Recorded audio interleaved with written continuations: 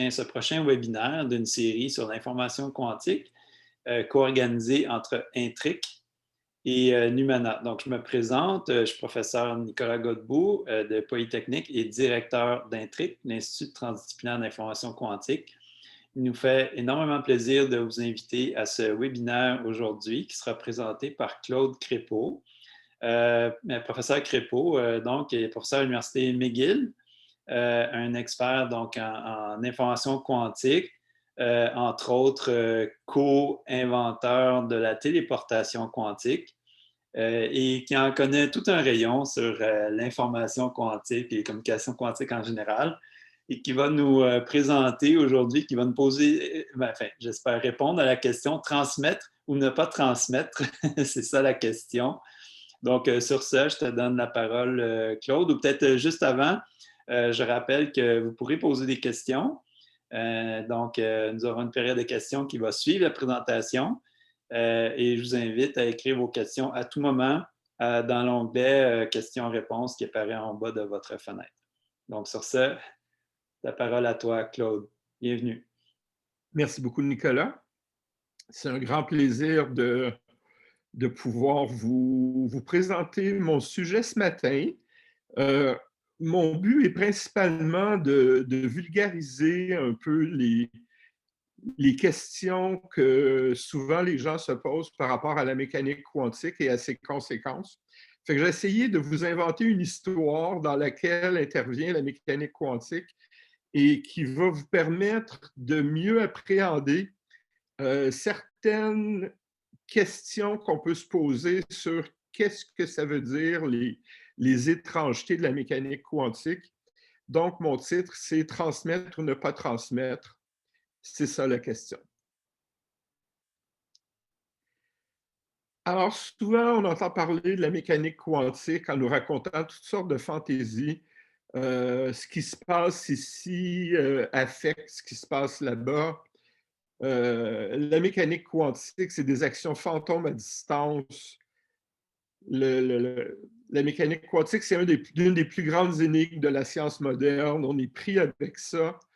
Puis il y a même Feynman, le grand Feynman, qui a dit une chose à peu près comme je pense pouvoir dire, sans trop me tromper, que personne ne comprend la mécanique quantique. À un moment donné, à force d'entendre ça, je me suis dit, je suis plus capable. Plus capable parce que j'ai l'impression que tout ça, ça sert uniquement à essayer de nous faire peur. Pour nous faire croire que tout ça, c'est incompréhensible et qu'on est pris avec une réalité tellement difficile à comprendre que personne n'y comprend rien. Il faut dire que, bon, tout ça a été créé par une bande de scientifiques vraiment extraordinaires au début du 20e siècle et que si on s'attarde aux équations, des fois, ça peut être un peu intimidant. Moi, je vais essayer de vous résumer les choses importantes de la mécanique quantique en deux mots. Le premier, c'est superposition. La superposition en mécanique quantique, c'est le fait qu'il peut exister plusieurs possibilités simultanément et que la mécanique quantique leur permet d'exister dans certaines proportions comme un chat vivant et un chat mort dans la fameuse expérience mentale de chat Schrödinger. Et ça, c'est une des caractéristiques de la mécanique quantique qui perturbe un certain nombre de personnes. L'autre, c'est ce qu'on appelle l'intrication. L'intrication, c'est celle qui fait rêver, c'est celle qui semble complètement étrange. Est représentée graphiquement par toutes sortes d'images comme celle-là, avec deux particules qui sont reliées par une espèce de filet, une espèce d'onde qui se promène dans l'espace, qui les connecte, des affaires incroyables comme la téléportation quantique. Mais finalement, ça revient toujours à la même chose, c'est qu'on prétend ou on essaie de faire croire aux gens que l'intrication, c'est une espèce de forme de communication entre des particules à distance très éloignées. Puis, je vais essayer de vous démystifier précisément ce fait-là. Je ne vais pas m'attarder tellement à la superposition, je vais m'intéresser uniquement à l'intrication. Alors, ce que souvent les gens croient, c'est que l'intrication, ça nous dit que si on mesure quelque chose à un bout dans une expérience, ça affecte ce qui se passe à l'autre bout. comme s'il y avait une espèce de communication instantanée qui se faisait entre les deux. Et je vais vous montrer qu'en fait, ce n'est pas du tout le cas. Fait que mon approche aujourd'hui est plutôt dans la perspective de démystifier. Ici, je vous cite 2 ouvrages qui peuvent être intéressants si vous avez envie d'apprendre les rudiments de la mécanique quantique d'une façon élémentaire. Et c'est aussi un peu ce que j'essaie de faire pour vous. Alors, la polémique dont je vais parler aujourd'hui commence en 1935, quand Einstein, Podolsky et Rosen ont écrit un article dans lequel ils décrivent un phénomène qui les mystifie. Ils parlent d'intrication. Intrication en français, ça veut dire l'état de ce qui est emmêlé ou enchevêtré. C'est qu'ils ont réalisé que si la mécanique quantique était bien correcte, bien, les particules entre elles auraient une espèce de lien qui fait que si on fait une mesure à un endroit et une mesure à un autre endroit, bien, les réponses qu'on va obtenir à nos mesures ont l'air corrélées d'une façon que le modèle classique ne permet pas d'expliquer. Puis, je vais aller beaucoup plus en détail de ce que j'appelle le modèle classique, là. Et ça a lancé une polémique. Puis des gens se sont dit, ah, ça ne doit pas être vrai, ça ne doit pas marcher. Donc, même Einstein et Podolsky Rosen eux-mêmes n'étaient pas convaincus que la mécanique quantique était vraie à cause de ça. Mais en 1964, il y a John Bell qui a publié un article théorique dans lequel il a démontré un test expérimental qui pourrait être fait un jour, qui permettrait de décider si oui ou non les phénomènes de corrélation décrits par Einstein, Podolsky, Rosen étaient bien réels ou si ça ne marchait pas, puis il établit ce qu'on appelle les inégalités de Bell, que si on est dans un monde purement classique, on est en bas d'une certaine ligne de démarcation, et que si c'est vraiment comme le quantique le dit, on va être au-dessus. Et finalement, dans les années 80, il y a Alain Aspect à Orsay qui a fait les premières expériences qui nous ont démontré expérimentalement que c'est la réalité, que le quantique permet d'obtenir des corrélations plus puissantes que ce que le monde classique semblait permettre. Tout ça, quand même, en ne nécessitant pas une communication entre les objets qu'on mesure. Et c'est de ça dont je vais essayer de vous parler. Alors, toute l'histoire que je vais vous faire aujourd'hui est basée sur une invention que j'appelle l'interrogatoire de police. On sait très bien que le but d'un interrogatoire de police, c'est de discerner le vrai du faux, et ils se donnent toutes sortes de techniques pour essayer le plus possible de discerner le vrai du faux. Alors, on sait tous que si on permet à 2 criminels d'être interrogés par 2 policiers dans une même salle, ils vont être capables de nous mentir beaucoup plus que si on les sépare. Pourquoi? Parce qu'il y en a un qui peut, par exemple, entendre la réponse de son collègue criminel avant de répondre à la même question. OK? Donc, si on a et les interrogateurs et les criminels dans une même salle, bien, c'est beaucoup plus facile pour les criminels d'être cohérents et de dire des mensonges. C'est pour ça que depuis longtemps, on a établi que c'est beaucoup mieux de les séparer et que si on leur pose des questions dans des salles séparées, ben ça se peut qu'il y ait plus de difficultés à maintenir une certaine vérité parce qu'ils vont devenir incohérents. Si on demande à l'un où vous étiez hier soir, elle va dire on était chez mon amie Lily. Puis si on demande à l'autre, il va dire on était chez les Hells. À ce moment-là, on sait qu'il y en a un des deux qui ment et donc on peut utiliser ça contre eux. Maintenant, supposons le modèle d'interrogatoire séparé, mais dans lequel un des participants a un émetteur et l'autre participant peut recevoir de l'information. Mais dans ce modèle-là, la situation que je viens de proposer pourrait être trichée autant que si on les mettait dans la même salle. Essentiellement, si la question du haut est posée en premier, bien, le criminel en haut à gauche pourrait émettre sa réponse que son ami va recevoir et l'utiliser pour être cohérent avec lui. Donc, d'avoir un canal de communication, même si on est séparés, ça nous permet de simuler la situation où tout le monde est dans la même salle, à condition d'avoir un canal de communication bidirectionnel, c'est-à-dire que je donne aux deux un émetteur et aux deux un récepteur. À ce moment-là, c'est exactement la même chose. Donc, il n'y a aucun gain de les séparer s'ils ont des appareils de communication. Par contre, si on peut communiquer dans un seul sens, c'est moins bon pour les criminels que s'ils sont dans la même salle. Fait que laissez-moi vous démontrer ça.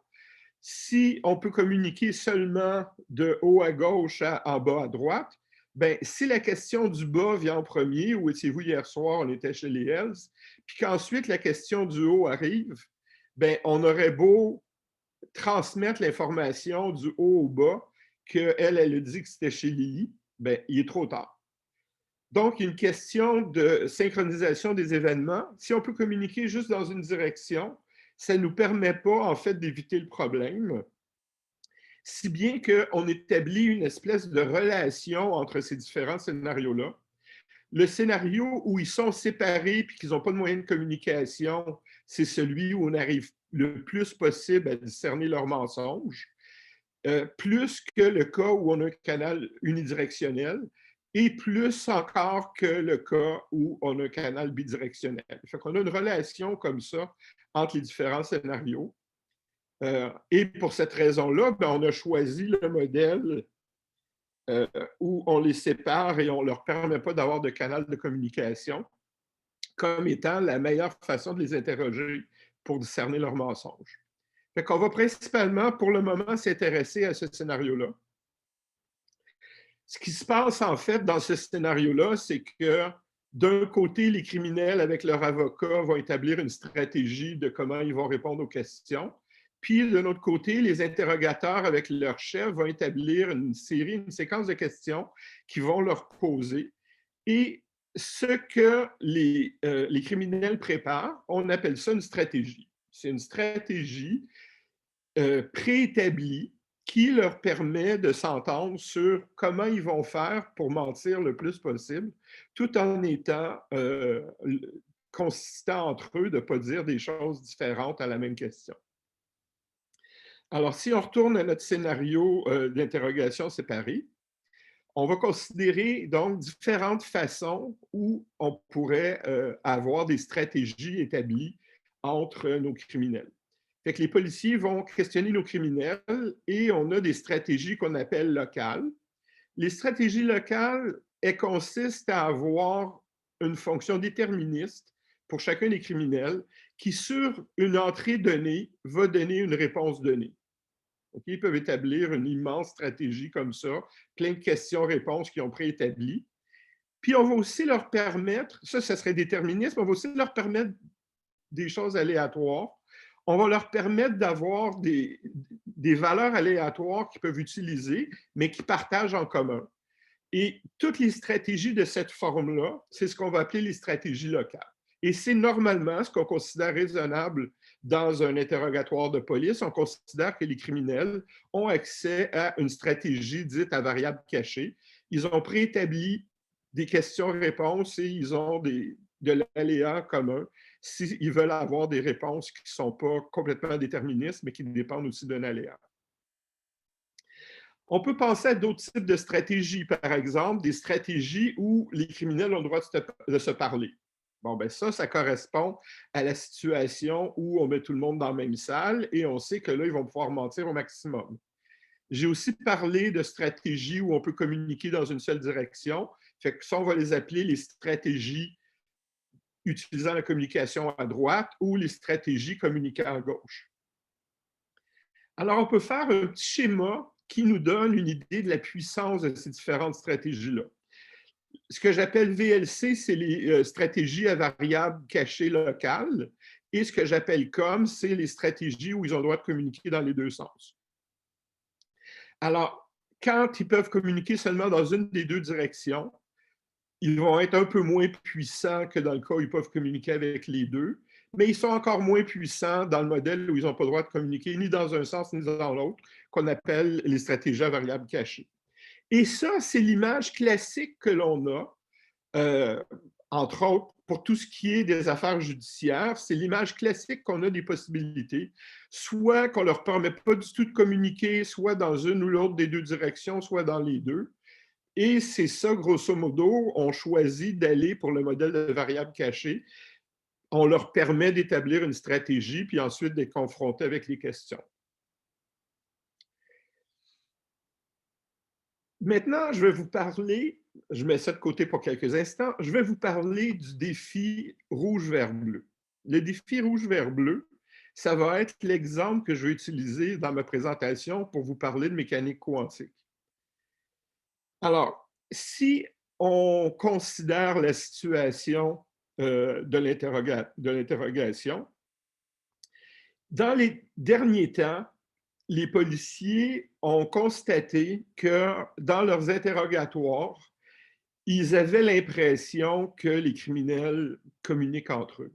Ils ont posé certaines questions, puis ils ont obtenu certaines réponses qui leur ont donné l'impression étrange que les criminels se parlent parce que la cohérence de leurs réponses était beaucoup trop forte. Puis ils voudraient arriver à le démontrer de façon hors de tout doute raisonnable.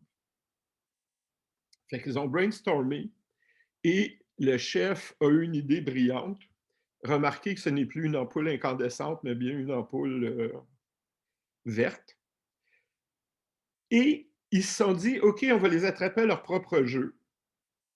Un des policiers a dit, je connais un test infaillible, et le test infaillible, c'est ce que j'appelle le défi rouge-vert-bleu. Puis leur but, c'est que, OK, ils ne vont pas vraiment être capables d'accuser les criminels pour l'accusation initiale, mais ils veulent réussir à démontrer qu'ils communiquent, et ça constitue une entrave à la justice, et c'est là-dessus qu'ils vont les accuser. Fait qu'ils se présentent aux criminels, puis ils disent, si vous relevez le défi rouge-vert-bleu qu'on vous propose, on vous libère. Mais ce qu'ils ne disent pas, c'est que s'ils réussissent vraiment, vraiment, vraiment, ils vont démontrer qu'ils communiquent et qu'ils vont les accuser d'entrave à la justice. Les criminels disent, OK, pas de problème, on accepte. Je pense que les criminels en savent un peu plus sur la science que les policiers, malheureusement. Alors, dans un interrogatoire où on va créer le défi rouge-vert-bleu, on va avoir les policiers qui vont donner à leur criminel local une des trois couleurs rouge-vert-bleu au hasard, indépendamment l'un de l'autre. Ils peuvent préétablir leurs questions, mais ça n'a pas besoin d'être la même couleur. C'est n'importe laquelle des trois couleurs dites au hasard. Dans chacune des deux pièces, le criminel doit répondre une couleur qui n'est pas celle qu'on lui donne. Donc, par exemple, si le policier du haut donne rouge, le criminel répond vert et il satisfait la condition que rouge est différent de vert.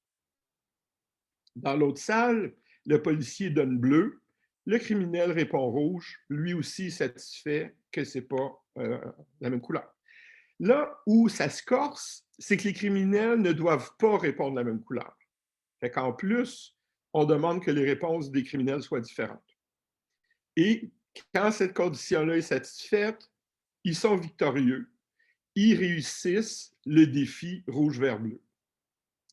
Puis ce qu'on va regarder, c'est est-ce que de gagner ou de réussir le défi rouge-vert-bleu systématiquement, ça implique qu'ils doivent communiquer. Parce que c'est ça que les policiers ont en tête.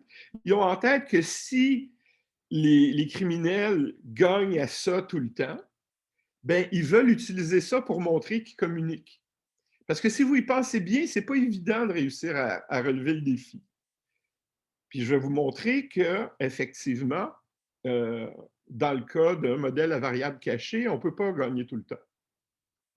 Alors, de façon plus abstraite, le défi rouge-vert-bleu, c'est une situation où il y a un input A et B qui vient des deux côtés, qui est une des trois couleurs, puis la réponse aussi doit être une des trois couleurs. Et on demande que A est différent de X, est différent de Y, est différent de B, et c'est ça la condition de succès.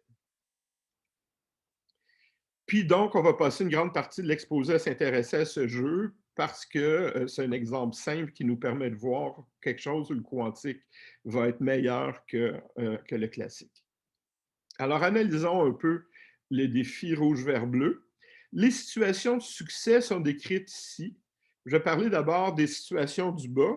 Si les deux couleurs qu'on donne sont identiques, bien à ce moment-là, pour gagner, il faut que les deux autres au milieu soient les deux autres couleurs, dans un ordre ou dans l'autre. Dans la partie du haut, si les couleurs données ne sont pas les mêmes, donc dans cet exemple-ci, rouge et vert, bien en fait, là, il y a trois façons de répondre correctement, soit en donnant les couleurs dans l'ordre inverse, rouge, vert, soit rouge, vert, bleu, vert, soit rouge, bleu, rouge, vert. Alors, il y a 5 façons de réussir à gagner qui correspondent. Ben, en fait, il y a 2 façons quand les couleurs sont pareilles aux 2 bouts, puis il y a 3 façons quand elles sont différentes. Mais comme ça peut être différent rouge-vert et rouge-bleu, il y a en fait 8 configurations gagnantes. Si on regarde ça de façon plus abstraite, puis qu'on renomme les couleurs UV-W, bien, on regarde soit les cas où c'est la même couleur aux 2 bouts, soit où c'est pas la même couleur aux 2 bouts. Puis au total, sur 81 configurations possibles de couleurs qui leur sont... 81 configurations de questions-réponses qui pourraient être produites, il y en a 24 d'entre elles qui sont des configurations gagnantes. Okay, donc, il y a 24 façons sur les 81 possibilités d'obtenir un succès. Et le défi qui est donné aux criminels, c'est qu'à chaque fois qu'ils reçoivent des questions, ils doivent produire une de ces 24 configurations gagnantes. Alors, on va d'abord regarder rapidement le cas déterministe. Dans le cas déterministe, on va prendre pour acquis qu'on veut nécessairement satisfaire que la réponse X est différente de A et que la réponse Y est différente de B. Fait que dans chacune de mes lignes qui correspond aux couleurs, que j'appelle la couleur A, je vais répondre un certain X. Et pour chaque colonne de couleur B, je vais répondre un certain Y. Alors, la question que je me pose, c'est est-ce qu'on est capable, avec un tableau dans lequel je mettrais des couleurs comme ça, de réussir à ce que X et Y soient toujours satisfaits, bien que X est toujours différent de A et Y différent de B? Fait que, regardons un exemple. On pourrait, dans cet exemple-ci, quand c'est bleu, dire qu'on va répondre rouge. Donc, on a 3 réponses rouges en bas. Quand c'est vert aussi, on va répondre rouge. Puis quand c'est rouge, on va répondre bleu. Par colonne, quand c'est bleu, on va répondre vert. Quand c'est vert, on va répondre bleu. Puis quand c'est rouge, on va répondre vert. Mais si on regarde le résultat obtenu, bien, on voit qu'il y a une des 9 cases où les 2 couleurs sont pareilles. Donc, dans cet exemple-là, ma stratégie déterministe a fonctionné 8 fois sur 9, ce qui est à peu près 89 %. Il y a d'autres stratégies qui sont beaucoup moins bonnes. Ça fonctionne 4 fois sur 9, celle-là 5 fois sur 9. Mais en fait, ce que je prétends, c'est que toutes les stratégies déterministes ne peuvent pas faire mieux que 8 fois sur 9. Alors, vous avez droit à une preuve mathématique en 3 lignes. Je vais vous montrer que toute stratégie déterministe qui satisfait que A est différent de X, différent de Y, différent de B, peut seulement réussir 8 fois sur 9.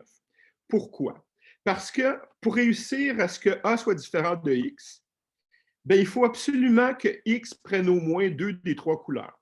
Parce que si X prend toujours la même couleur, bien, il y a une des fois que ça va être la couleur de A. Puis le A différent de X ne marchera pas. Fait qu'il faut absolument que X utilise au moins 2 des 3 couleurs. Même argument pour les B et les Y. Il faut absolument que les Y prennent au moins 2 des 3 couleurs. Sinon, B différent Y ne marchera pas. Mais maintenant, si X prend au moins 2 des 3 couleurs et Y prend au moins 2 des 3 couleurs, bien, il y a nécessairement une des couleurs qui est prise et par X et par Y. Et donc, il y a au moins une des 9 cases où X et Y vont avoir la même couleur. C'est un argument simple qui montre que toute stratégie déterministe, en fait, doit nécessairement avoir une des 9 cases qui ne marche pas. Alors, en quoi est-ce que ça a rapport avec notre histoire? Ben, c'est qu'après avoir interrogé les criminels, les policiers se présentent devant le juge et disent « Monsieur le juge, je vous affirme qu'ils se parlent. » OK, faudrait-il le prouver?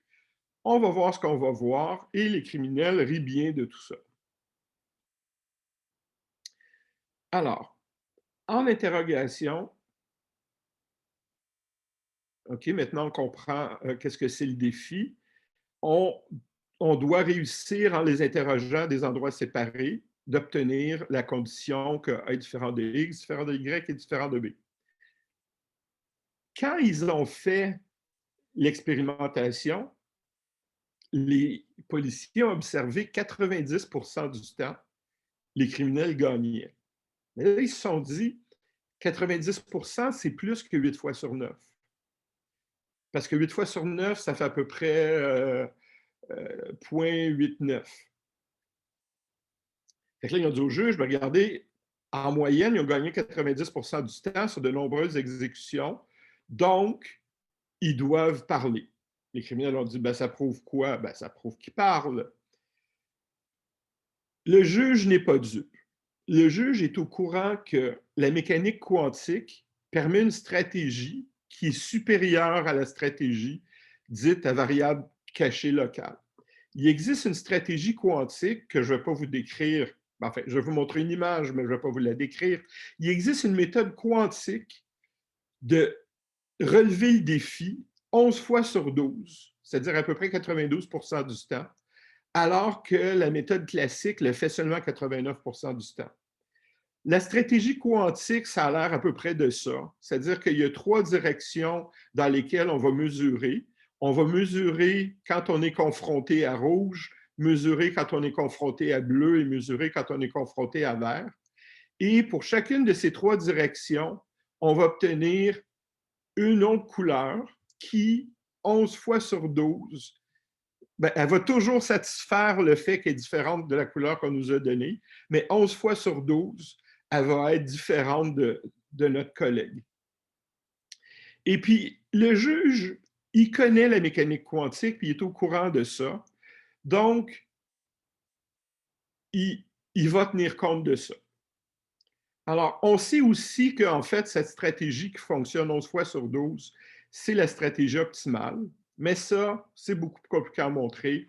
Ça prend des pages et des pages de calcul quantique pour le montrer. Mais on sait qu'il existe une stratégie qui fonctionne 11 fois sur 12. Et donc, le juge déclare que les criminels sont non coupables. Évidemment, ça ne fera pas plaisir aux policiers, mais le juge le justifie en disant qu'ils ont seulement gagné 9 fois sur 10. Ça a beau être plus que 8 fois sur 9 permis classiquement, mais il sait très bien qu'une stratégie quantique qui gagne 11 fois sur 12, fait que ça prouve absolument rien.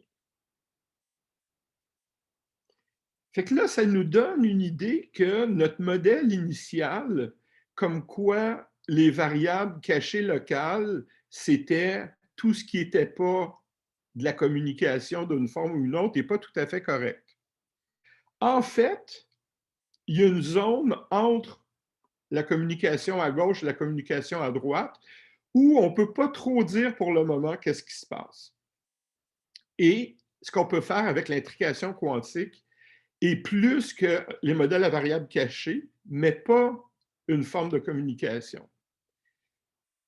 Fait que ce que j'essaie de vous montrer aujourd'hui, c'est qu'il y a des conséquences tout à fait simples et terre à terre qu'on peut déduire de la mécanique quantique, qui ne nous demande pas de comprendre toute la mécanique quantique, mais qui a des impacts réels, en fait. Il va falloir qu'un jour, en cours, les gens se mettent à tenir compte du fait que, puisque le monde est quantique, bien, des interrogatoires de police pourraient être corrélés d'une façon qu'on ne croyait pas possible auparavant. Qu'on pourrait a priori penser qu'il faut qu'il y ait de la communication alors qu'il n'y en a pas, parce que le quantique le permet. Alors, c'est quoi une stratégie quantique? Une stratégie quantique, c'est que nos participants ont des états quantiques qu'ils ont partagés. On leur propose un certain nombre d'appareils de mesure, un appareil photo, un truc pour mesurer la longueur, une balance, un stéthoscope. Ils ont droit à toutes sortes de mesures qu'ils peuvent faire à l'état quantique qu'ils possèdent. Et dépendamment de la valeur qu'ils reçoivent en entrée, ils vont choisir une des mesures. Fait que quand du côté gauche, elle reçoit un A, elle décide que c'est l'appareil photo qu'il faut utiliser, puis la mesure lui donne un X qu'elle donne en réponse. De l'autre côté, quand il reçoit un B, il considère que la mesure B, c'est d'utiliser la balance. Il en obtient une réponse Y et c'est le Y qui donne en réponse. Fait qu'une stratégie quantique, ça permet d'utiliser les outils de la mécanique quantique, mais toujours d'une façon, entre guillemets, locale. C'est-à-dire que chacun doit faire les choses de son côté et ne peut pas utiliser l'information qui vient de l'autre. Donc, dans un sens, c'est encore local, c'est juste local un peu plus puissant, donné par le quantique. Fait que la vraie question, c'est qu'est-ce que ça veut dire de transmettre de l'information? Parce qu'au bout du compte, c'est ça.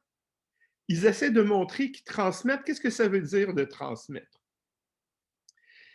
Bien, en fait, pour être capable de vous parler de transmettre, je veux d'abord vous parler de relations entre les types de stratégies. On a vu les stratégies de type variable cachée locale, puis on va en faire la base de notre définition des relations entre les stratégies.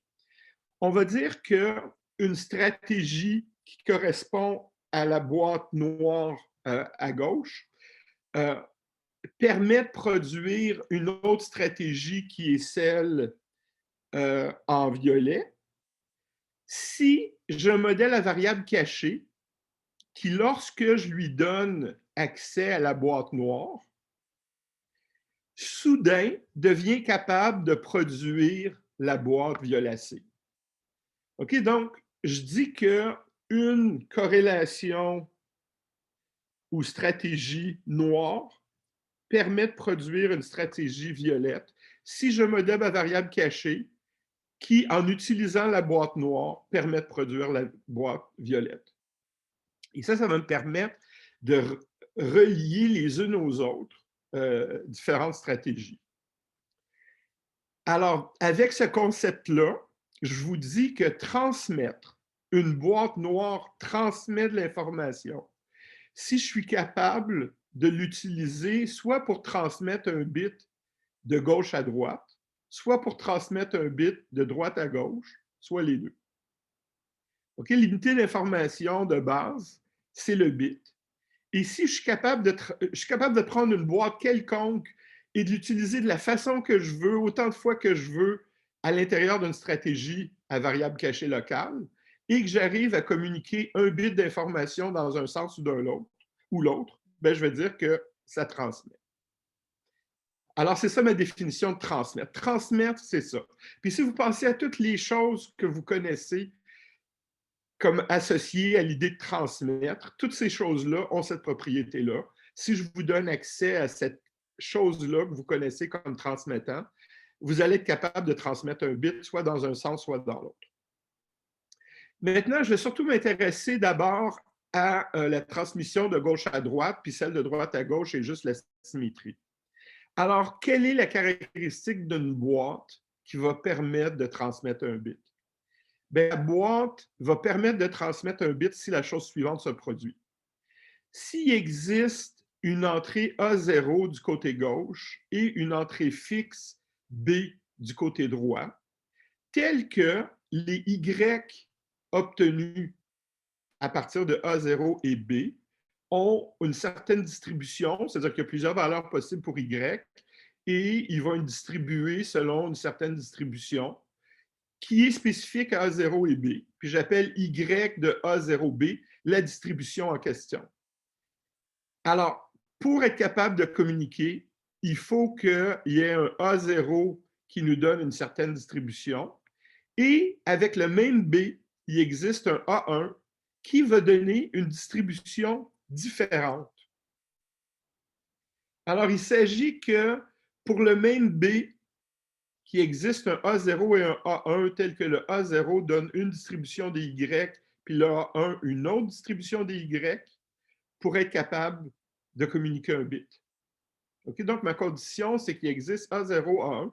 Évidemment, il faut qu'il soit distinct. Il existe un B, tel que la distribution Y à partir de A0 et B n'est pas la même que Y à partir de A1B. Alors, comment on fait pour communiquer avec ça? Bien, si on a une distribution comme ça, puis que le côté gauche veut transmettre un 0, le côté droit va toujours donner comme input B, parce qu'on s'entend que c'est le B qui fait qu'on peut communiquer. Fait qu'à droite, on met toujours un input B. Si on veut transmettre un 0, ben, on va envoyer A0, A0, A0, A0 des centaines, des milliers, des millions de fois. Fait qu'est-ce qui va se produire? C'est que à droite, celui qui reçoit toutes ces valeurs-là va calculer c'est quoi la distribution qui est produite.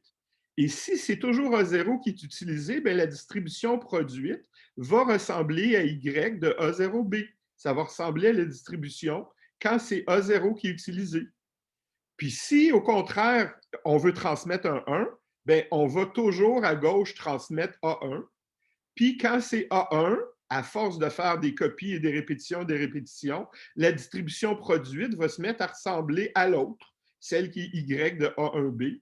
Et si on en fait suffisamment beaucoup, bien, les deux distributions vont finir par plus se ressembler, puis ressembler de plus en plus aux deux distributions différentes qui sont. Donc, avec suffisamment de répétitions, on finit par identifier laquelle des deux distributions est présente et on a transmis un bit. OK, donc, ça, c'est la façon de transmettre un bit aussitôt que la propriété que j'ai énoncée est satisfaite. On pourrait faire la même chose dans l'autre sens. Ça, c'est la même condition, mais pour signaler à gauche. Donc, je ne passe pas de temps là-dessus. C'est exactement la même chose de droite à gauche au lieu de gauche à droite. Fait qu'on dit qu'en général, une boîte transmet si elle est capable de transmettre par la condition du haut de gauche à droite ou qu'elle est capable de transmettre par la condition du bas de droite à gauche. Et ça, c'est notre définition formelle de ce que c'est qu'une boîte qui transmet. Mais à l'opposé, toute boîte qui satisfait ni l'une ni l'autre de ces deux conditions-là, on va dire qu'elle ne transmet pas. Une boîte ne transmet pas si, quels que soient les A0, A1B, les distributions à gauche et à droite sont pareilles, que ce soit vers la gauche ou vers la droite. Si tout ça, c'est toujours égal, bien, on dit que la boîte ne peut pas transmettre. Parce qu'il n'y a aucune façon d'utiliser cette boîte-là, d'aucune façon possible pour arriver à transmettre un bit à travers la boîte. Bien, ça va peut-être vous surprendre, mais ça ne correspond ni aux variables cachées locales, ni au modèle non local quantique. C'est quelque chose d'encore plus général qu'on appelle la non-communication. La non-communication, c'est ce qui satisfait l'inverse de transmettre. C'est toutes les choses, toutes les stratégies qu'on ne peut pas réussir à utiliser pour communiquer. Et des choses comme ça, sur papier, ça existe. Alors, est-ce que le défi rouge-bleu-vert permet ou non de transmettre? C'est ça la vraie question, en fait, parce que les policiers essayent de dire aux juges qui transmettent. On sait qu'avec probabilité 89 on peut réussir à relever le défi dans un modèle à variable cachée locale. On peut à 92 le faire de façon étriquée, mais je prétends qu'on peut le faire 100 du temps dans un modèle de non-communication. Puis ça, ben, je vais vous le montrer très rapidement. La façon de faire ça, c'est de ne pas utiliser tous les cas que j'ai mentionnés plus tôt avec probabilité égale. Bon, dans le cas où les deux bouts sont la même couleur, ben, la moitié du temps, ils vont répondre vert bleu, puis l'autre moitié du temps bleu-vert. Puis dans le cas où les deux couleurs sont différentes, ils ne vont jamais répondre les mêmes couleurs sans utiliser la troisième. Et ils vont répondre toujours en utilisant la troisième, soit en la collant au vert, dans quel cas ici on doit aussi mettre vert, soit en la collant au rouge, dans quel cas ici il faut mettre rouge. Bien, cette stratégie-là, on peut montrer qu'elle ne permet pas de communiquer. Et on montre ça comment? Bien, si on regarde le côté gauche qui est fixe et le côté droit qui est soit pareil, soit différent au côté gauche, ça c'est dans l'espoir de communiquer de gauche à droite, bien, on constate que les réponses obtenues vont être moitié-moitié de deux couleurs qui ne sont pas celles de gauche. dans le cas du haut et les deux couleurs qui ne sont pas celles de gauche dans le cas du bas. Ça satisfait exactement la définition que j'ai donnée de ne pas transmettre. Ça prouve que cette boîte-là ne transmet pas de droite à gauche et par symétrie, la même preuve montre qu'on ne peut pas non plus communiquer de gauche à droite. Alors, est-ce que le défi RBV permet de transmettre? La réponse, c'est non. Et c'est ça la vérité. Alors, même si les policiers se présentaient au juge en disant qu'ils ont réussi tout le temps, avec grande certitude que là, les juges vont le croire, vont les croire qu'ils doivent bien communiquer parce qu'autrement, ça ne se fait pas. Encore faudrait-il qu'on puisse le démontrer. Oui, mais il faut que ça prouve qu'ils se parlent. Eh bien non. Le juge va encore une fois déclarer qu'ils sont non coupables. Pourquoi? Parce qu'il faut prouver hors de tout doute raisonnable. Et que, hors de tout doute raisonnable, on n'est pas capable d'arriver à la conclusion que les criminels se parlent. Puis dans son jugement, le juge a fait un énoncé très clair dans lequel il dit c'est pas parce que le seul moyen connu de relever le défi systématiquement passe par la communication qu'il en découle la preuve hors de tout doute d'une communication. Parce qu'en effet, il est impossible de communiquer au moyen d'un appareil qui relève le défi systématiquement. Donc, c'est une erreur de logique que de prétendre que ça implique de la communication. C'est pas parce que je peux faire quelque chose étant donné une circonstance qu'il n'existe pas d'autre façon de le faire sans cette circonstance.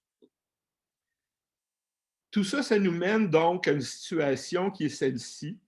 On a le modèle à variable locale qui a été longtemps considéré comme ce que c'est que pas communiquer, mais que la mécanique quantique nous a forcé de comprendre que ce n'était pas vrai, parce que les phénomènes non locaux quantiques nous permettent d'être corrélés de façon plus puissante que les modèles à variable cachée. Mais on a ensuite découvert que même la mécanique quantique ne nous donne pas toute l'heure juste, qu'il existe théoriquement des formes de corrélation qui sont plus puissantes que les corrélations non locales quantiques. Le défi rouge, vert, bleu est un exemple de ça. On ne peut pas faire 100%, même avec le quantique, mais il existe une stratégie non communicante qui peut le faire à 100% sans pour autant communiquer. Maintenant, ça soulève une grande question, en fait, dans le monde de la physique, parce que d'un côté, il y a la relativité restreinte qui nous dit que si on est suffisamment loin, on ne peut pas communiquer, en tout cas, on ne peut pas communiquer instantanément.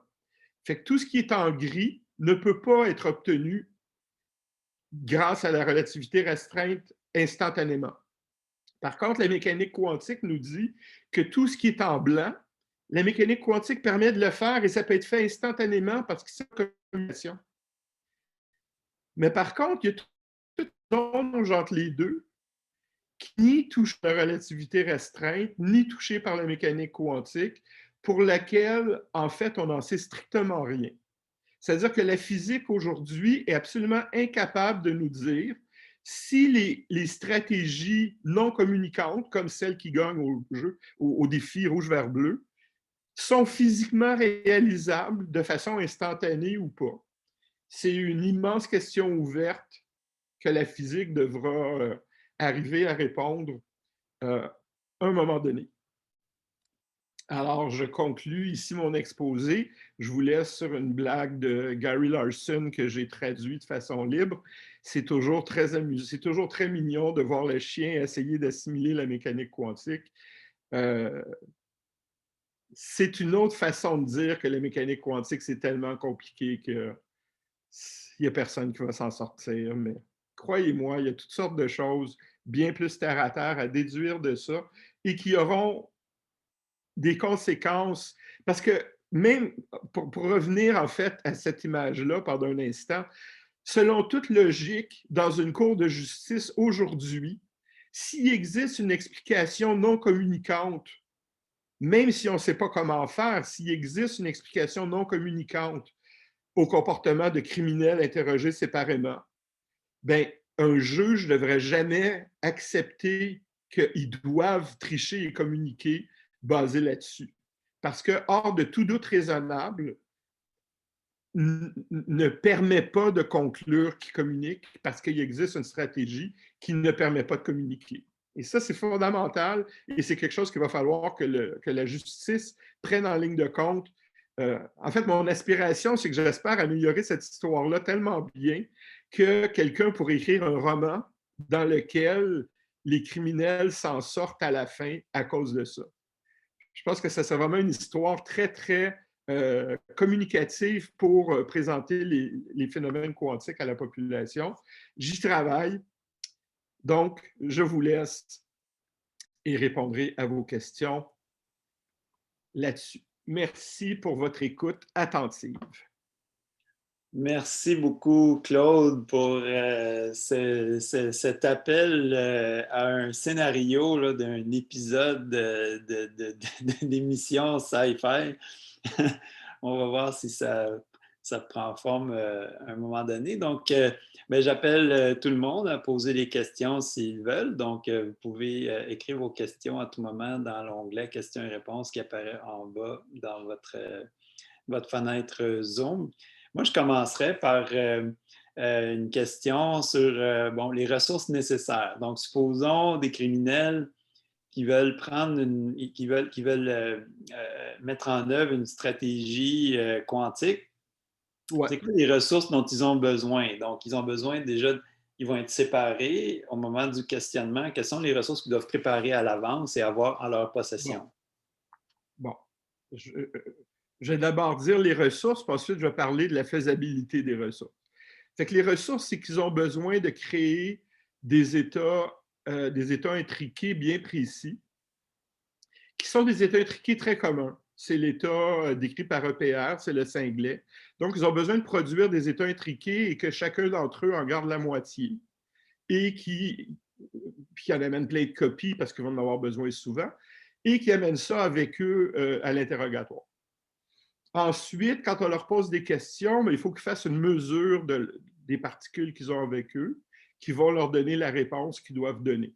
Fait que ça leur prend une façon de créer des cinglets. Ça, en pratique, ça se fait bien.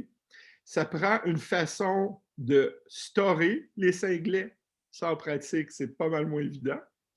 Et ensuite, ça prend un appareil de mesure. Ça aussi, en pratique, ça se fait bien, mais c'est difficile de faire ça subtilement. Parce que généralement, l'appareil de mesure est quand même assez volumineux. Mais si on leur... C'est ça.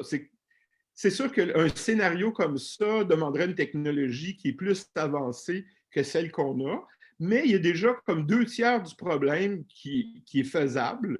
Puis l'autre tiers, celui de storer, ben, ça s'en vient avec les développements de l'ordinateur quantique et ainsi de suite. On est de plus en plus capable de faire du storage d'informations quantiques à long terme, ou long terme, on parle de secondes, là.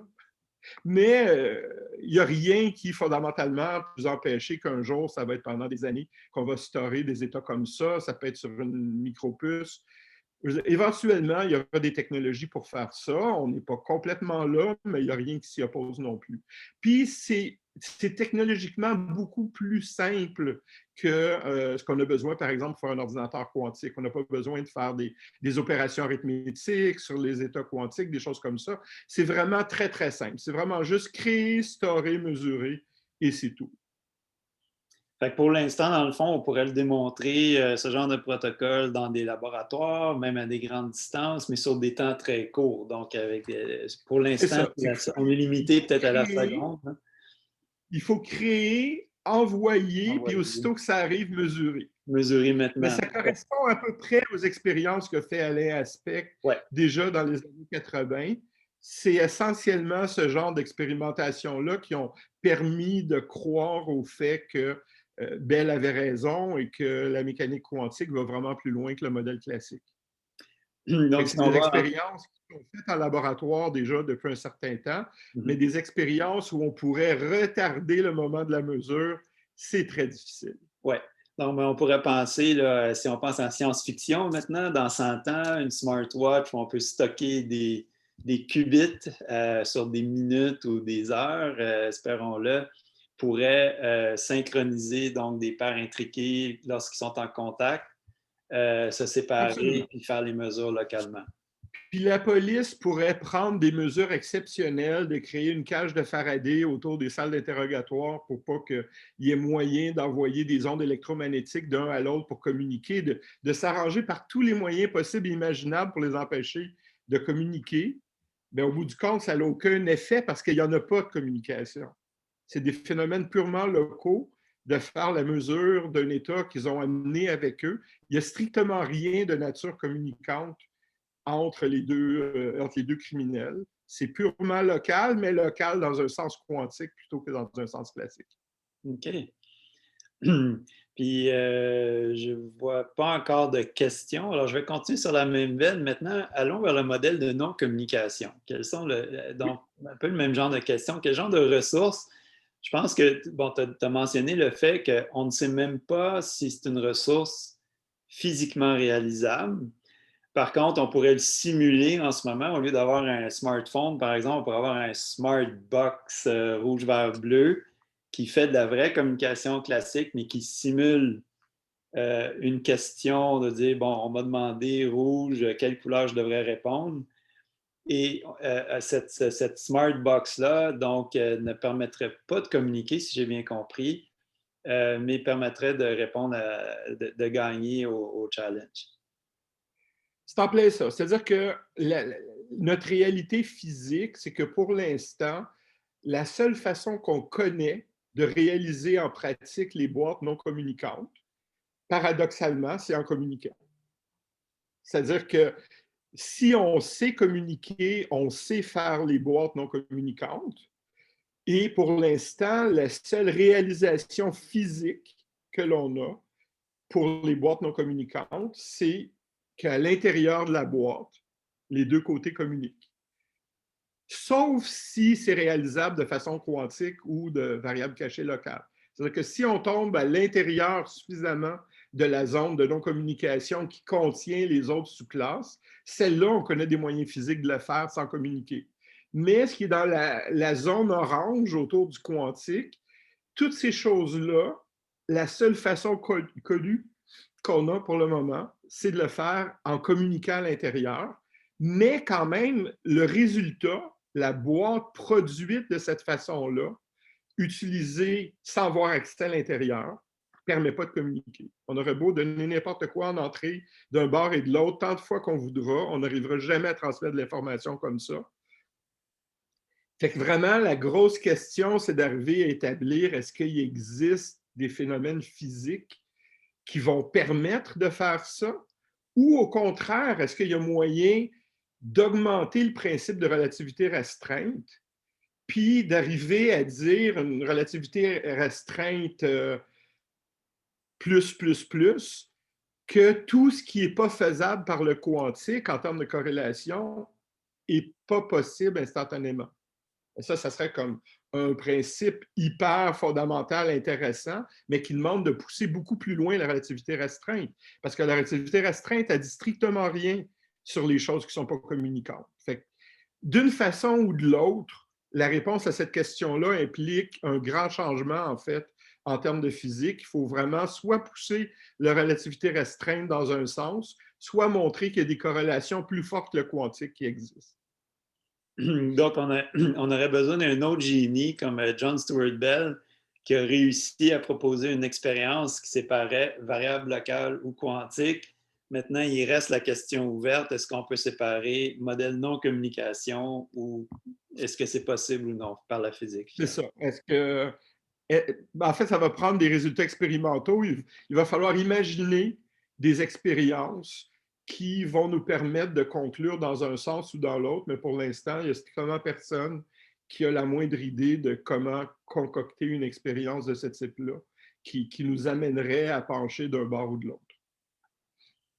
Je dois d'ailleurs citer que dans la littérature, il existe quelques articles qui argumentent que la non-communication, outre que que quantique est impossible, mais j'affaire mes étudiants à écrire des protestations contre ces articles-là parce qu'il y a toujours un problème fondamental dans tous les arguments que j'ai vus publier jusqu'à aujourd'hui. Il y a beaucoup une confusion entre faire quelque chose en communiquant et communiquer grâce à quelque chose. Oui. Puis cette idée-là, toute simple, dans la plupart de ces articles-là, est exploitée dans la mauvaise direction. Puis au bout du compte, il arrive à la conclusion qu'il faut communiquer. Ben non, il ne faut pas. Puis c'est vraiment une des raisons pourquoi, en fait, j'aime faire cet exposé-là, c'est pour clarifier la nuance entre faire quelque chose grâce à la communication et communiquer grâce à quelque chose. C'est tout simple, mais c'est mal utilisé constamment. Ben, je vais vraiment te remercier pour ces clarifications-là. Donc, à mesure qu'on avance dans tous les développements d'information puis de communication quantique, ça donne une idée, une vision très, très concrète sur qu'est-ce qui sera possible de faire dans le futur en termes de, pas tout à fait transmettre, mais de certaines tâches, là, certains challenges qui permettent euh, d'être résolus de façon qu'on ne peut pas faire classiquement. Donc, sur ce, je te remercie encore, Claude. Merci à tous nos participants de votre assistance. Et je vous invite à suivre la série de webinaires. Il nous reste encore 2 webinaires qui viennent à l'automne avant Noël.